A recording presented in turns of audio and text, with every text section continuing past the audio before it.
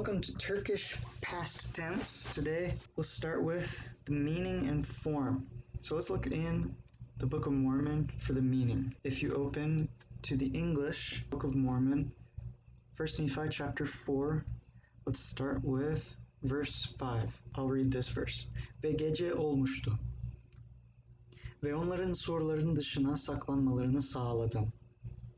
Ve onlar saklandıktan sonra ben Nefi şehre sessizce girip Laban'ın evine doğru ilerledim. Alright, I'm going to point one thing out here. It's the past tense. This is any time you have a de or a te and then a vowel at the end of a word.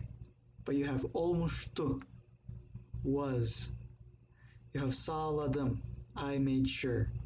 You have ilerledim, I pressed forward. Let's go on to another verse, verse 7. Buna rağmen ilerledim. See that same verb again? Press forward.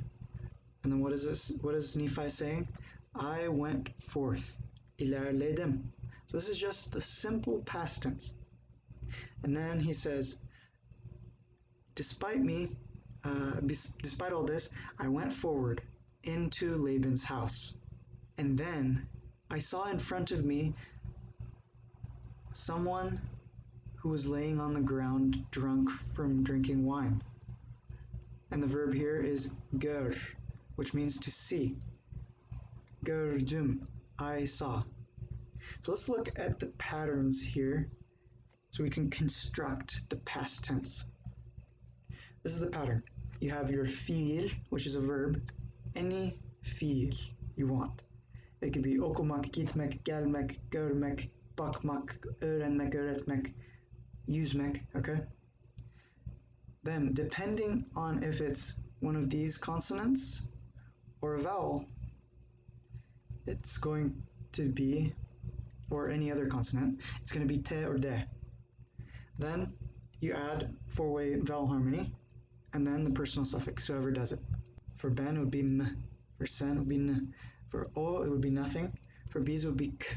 For c's, it would be niz, niz, niz, nuz, nuz. I need to make this red because it can change. Okay.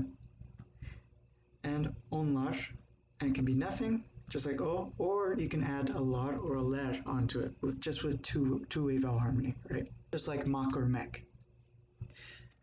Okay, let's do this with oku. So you have your fiil here. Oku ends in a vowel. Since it ends in a vowel, it's vibrating, okay? If it's vibrating, this is the simplest way to think of it. If it's vibrating, put a de. If it's not vibrating, if you can't feel the vibrations of your throat, put a te. So here, you can feel the vibrations. If you put your fingers to your throat and you say oku, you can keep feeling the vibrations coming from your throat. Oku. It needs a vibrating friend. Okudum. Okay? Let's go to the vowel harmony. You have an oo here, so you put an oo here. Just like up here, right? If it's an o or an oo, it becomes oo. Alright? And then, who is doing it? I am doing it, let's say. So we put a meh.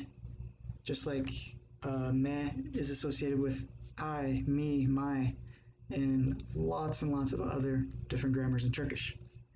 So if you can remember that, you're already ahead of the game. Which becomes altogether okudum. I read. In the past tense. Okudum. Let's try this with öğret.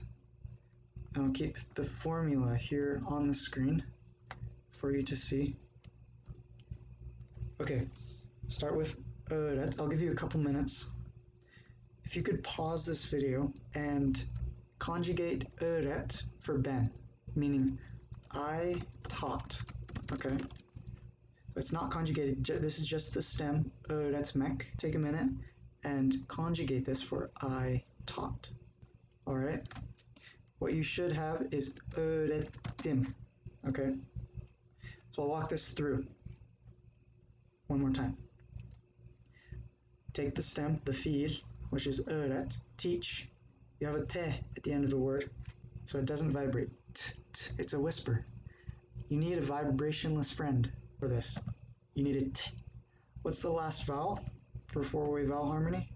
it's e. Look at the chart. It's going to be i. Okay? Öğrettim. Öğretti. Okay? And then the personal suffix for ben would be öğrettim. Okay, now I want you to try this without pausing the video and just with what you know of Turkish so far and what you know from this formula, looking at the formula, try to conjugate this verb here. Conjugate it for I read. Okay? We did this just barely, so you might remember it just off the top of your head. How would you say I read? Okudum. Alright, let's try this with one more verb. Gelmek. Okay? Or just gel would be the stem. How would you say I came?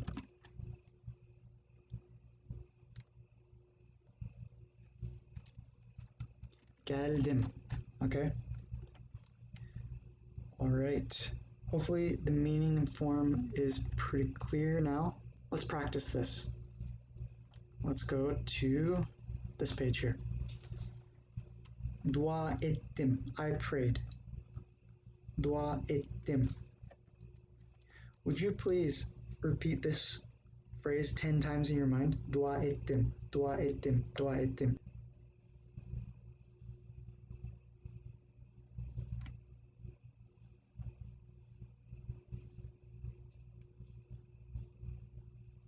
Alright.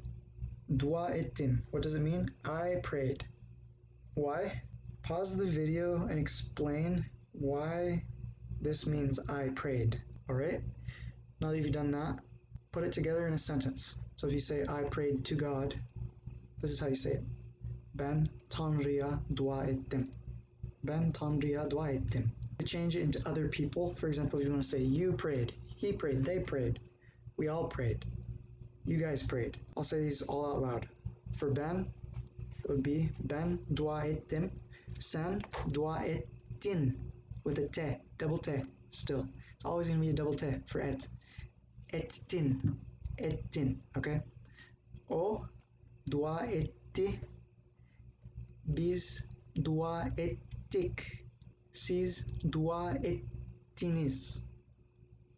Onlar dua etti or ettiler. Okay, thanks for listening to this video.